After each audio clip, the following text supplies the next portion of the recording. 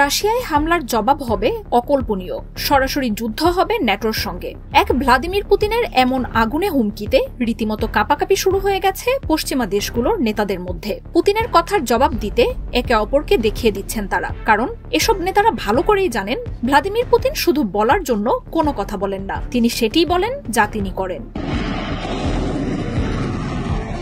ঘটনার শুরু ইউক্রেনের দূরপাল্লার অস্ত্র চাওয়ার মধ্য দিয়ে। যুদ্ধ শুরুর পর থেকে 2 বছরে কিয়েভকে বিলিয়ন বিলিয়ন ডলারের অস্ত্র দিলেও সেগুলো ব্যবহারের সীমা নির্ধারণ করে দেয় ন্যাটো দেশগুলো। আর এতেই ক্ষেপেছেন ইউক্রেনের প্রেসিডেন্ট জেলেনস্কি। রাশিয়াকে পাল্টা জবাব দিতে এবার দূরপাল্লার অস্ত্র দিয়ে রাশিয়ার অভ্যন্তরে হামলা চালানোর জোরালো দাবি তুলেছেন তিনি। মস্কোকে বিপর্যয়ে ফেলতে যুক্তরাজ্যকে দূরপাল্লার অস্ত্র সরবরাহের জন্য চাপ দিচ্ছে ইউক্রেন।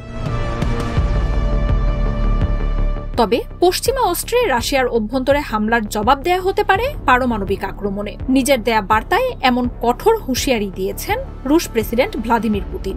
এর আগেও বহুবার এমন সতর্কতা জারি করেছেন তিনি। তবে পাল্টা তেমন ব্যবস্থা না নেয়ায় সাহস বাড়িয়েছে পশ্চিমারা। রাশিয়ার সীমান্ত অঞ্চলগুলোতে বাড়িয়েছে ড্রোন হামলা।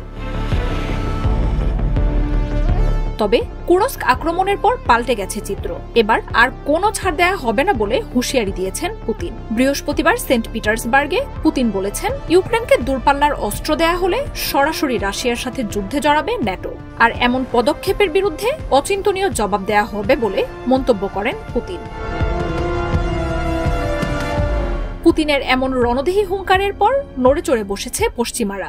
বিশ্লেষকরা বলছেন, রুশ প্রেসিডেন্টের হুঁশিয়ারিকে এবার হালকাভাবে নেয়ার কোনো সুযোগ নেই। ক্রেমলিন প্রধান পুতিনের সাম্প্রতিক কিছু মন্তব্যও উঠে আসছে আলোচনায়। গেল জুনেই বিদেশি সাংবাদিকদের প্রশ্নের জবাবে রুশ প্রেসিডেন্ট বলেছিলেন, রাশিয়া আক্রমণের জন্য ইউক্রেনকে দূরপাল্লার অস্ত্র দেয়া হলে ন্যাটো দেশগুলোর শত্রুদের অস্ত্র সরবরাহ করবে মস্কো। এসব অস্ত্র দিয়ে পশ্চিমাদের বিরোধীরা যুক্তরাষ্ট্র বা যুক্তরাজ্যের বিদেশে থাকা সামরিক ঘাঁটিগুলোতে হামলা চালাতে পারবে।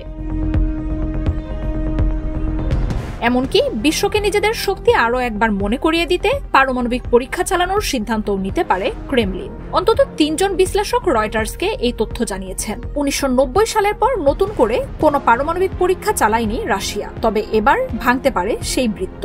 এমন পরিণতির কথা মাথায় রাখতে জাতিসংঘের নিরাপত্তা পরিষদেও সতর্ক করেছেন রুশ প্রতিনিধি ভ্যাসেলি নেবেনজিয়া। পুতিনের এবারের বার্তায় কোনো অস্পষ্টতা নেই বলেও নিশ্চিত করেছেন ক্রেমলিন মুখপাত্র দিমিত্রি পেসকভ। এমনকি রাশিয়ার সম্প্রচার মাধ্যমগুলোতেও বারবার করে প্রচারিত হয়েছে পুতিনের এই বার্তা। জেলেনস্কির দূরপাল্লার অস্ত্র ছোড়ার আবদার নিয়ে শুক্রবার বৈঠকে বসেন মার্কিন প্রেসিডেন্ট জো বাইডেন ও ব্রিটিশ প্রধানমন্ত্রী কিয়ার স্টারমার। কিয়েভকে যুক্তরাষ্ট্রের তৈরি দূরপাল্লার আর্মি ট্যাকটিক্যাল মিসাইল সিস্টেম ও ব্রিটেনের স্টর্ম শ্যাডো মিসাইল ব্যবহারের অনুমতি দেওয়ার বিষয়ে আলোচনা হয় এতে। পুতিনের মন্তব্য নিয়ে চিন্তিত নন বলে জানালেও বাইডেন স্টারমার কয়েক ঘণ্টা আলোচনাতেও কোনো চূড়ান্ত সিদ্ধান্ত আসেনি।